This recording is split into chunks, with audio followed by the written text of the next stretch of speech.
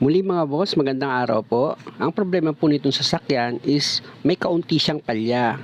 At pag in-start mo, minsan namamatay. Pag ganun po ang problema mga boss, wag po muna kayong pumunta sa malalaking gastusin. Isipin nyo po muna, baka mamaya matagal lang yung spark plug nyo.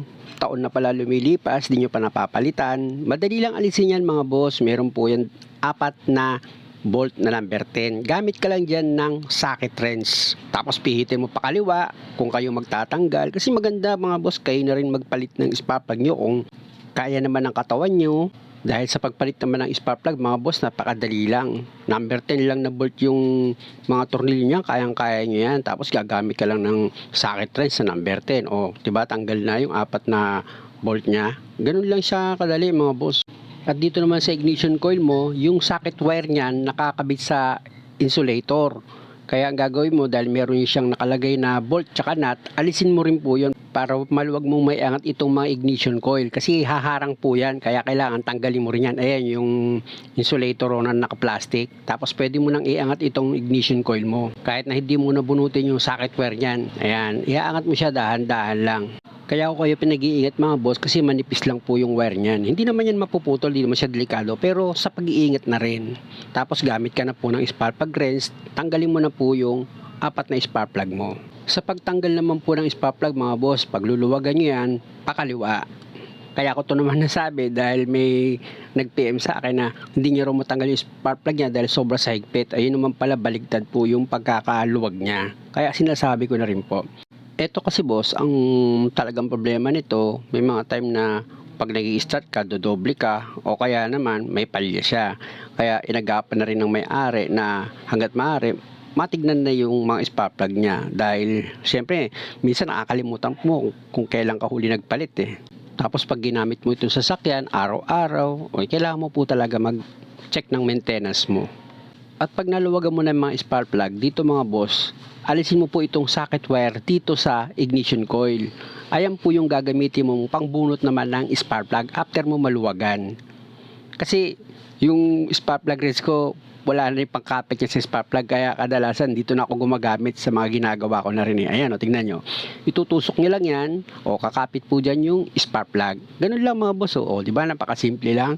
Hindi mo na kailangan pang mag-alala kung paano mo bubunutin yung spark plug mo. O, apat na piraso po yan, o di apat din yung tatanggalin mo. Kaya ako lang naman po sinasabi yan sa inyo paulit-ulit mga boss para hindi nyo makalimutan. Dahil lang nasa po ng puso ko is kahit basic lang matuto kayo. Wala po akong shop mga boss, awa ng Diyos, may mga customer lang po ako.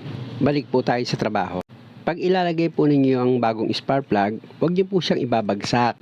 Nakikita nyo naman kung paano ko po inilalagay. Idinidikit ko po yan sa gilid ng butas, tapos ini-slide ko po siya pababa. Inaalalayan po yan ng daliri ko para wag siyang mabagsak. Importante po na safe nyo siyang mailagay. Meron kasi akong nakita, binabagsak. Okay lang yun kung kabisado nyo na talaga, pero pag kayo, wag nyo pong gagayahin yun. Pwede kasing yung ground electrode tsaka yung electrode niya magdikit, at pag pinaandar mo yung makina, palyado na. Balik tayo sa trabaho. Pag okay na yung spark plug, higpitan mo na gamit yung spark plug wrench mo. Sa paghigpit mga boss, yung tamang higpit lang, wag naman sobrang higpit. Baka mamaya hindi mo na matanggal yan eh. Tandaan mo, pag ikaw na ang gumagawa, dapat malakas ang pakiramdam mo kung paano mo tinanggal yung dating higpit. Dapat ganun din po yung pagbalik mo. Unang-una, alam naman natin na pagdating sa spark plug, dapat mahigpit yan. Imposible namang hindi mo mahigpitan yan. Higpit lang ng tama. Ganun lang mga boss. At pag mahigpit na yung apat na spark plug, okay na po yun mga boss. Pwede mo nang ibalik itong apat na ignition coil na tinanggal mo. Ganun lang mga boss, di ba? Napakasimple, kayang-kaya nyo. Diyan naman sa ignition coil mga boss, siguraduhin nyo maganda po yung pagkakalapat niya. At itong isa na binunot nyo yung socket wire niya, ibalik nyo rin po siya. Huwag nyo kalilimutang ibalik yan. Palyado talaga yan pag di nyo na ikabit. Tapos ilagay nyo na po yung apat na bolt na number 10. Kamayin nyo po muna every time na maglalagay kayo ng mga bolt or kahit na anong tornilyo mga boss, para sigurado po kayo na naipasok nyo ng maayos sa thread at hindi po siya ma-loose thread. At kung sa palagay nyo, okay na yung pagkakalagay nyo ng mga tornilyo, tsaka nyo ngayon gamitan ng wrench, socket wrench na number 10. Ayan yung ginagamit ko. Tandaan nyo po, ang layon po ng mga video is hindi po para makipagkompetensya sa pagalingan, kundi para makapagbigay lang po ng mga basic na mga video para kahit papano, kung kaya nyo namang gawin, pwede nyo pong gayahin. At kung may mas maganda naman kayong idea para magawa nyo itong pagpalit nyo ng spark plug na mas maganda sa paggawa ko, hindi mas mabuti. At pag nahigpitan nyo na yung 4 na bolt dito sa ignition coil, yung dalawang tornilyo pa, huwag nyo kalimutan ha. Ayan yung kinakabit ko. Nut lang po yung nandun, yung pinakahuli. Tapos dito naman po, ayan, lagay ko yung isa dyan. Ayan po yung bolt. Ayan po yung housing ng wire Yung insulator po yan, yung plastic na mahaba kung mapapansin nyo.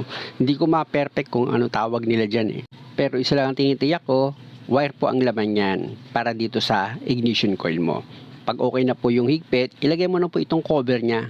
Dito naman sa cover, meron lang yan dalawang nut na number 10, tapos dalawang clip, cover clip. Ayan, sa dulo, makita nyo mamaya. Itutusok nyo lang yung cover clip nya, madali lang. Mga boss, importante na dapat alam nyo kung kailan kayo nagpalit ng bawat parts ng sasakyan nyo para hindi po kayo naiisahan. At dahil okay na, pwede na po nating i-start ito. Kung napansin nyo, pag-start ng makina, namatay agad. Dahil nga po sa palyado ito, bago ko ginawa, pangalawa, luma na yung spark plug, maaaring may mga gas na hindi nasunog. Kaya dun sa unang andar niya, para bang lunod, marami sa sunog na gas, kaya namatay din siya. At sigurado naman ako wala nang ibang sira ito kundi yung spark plug lang. Kaya 3 beses kong sinubok i-start yan at okay na po. Nakita nyo naman, one click na. Malaking bagay na matutunan nyo ito mga boss. Kasi sa ganyang problema, pwedeng lumaki yung gastos nyo. Sa akin kasi kahit maliit lang ang kita, okay na. Ang mahalaga naging tapat ka sa kapwa mo. Salamat po mga boss. Sana wag nyo naman pong kalimutang mag-subscribe sa channel ko. Pakipindot na rin po yung notification bell para lagi po kayong updated sa bawat video na ginagawa ko. Salamat!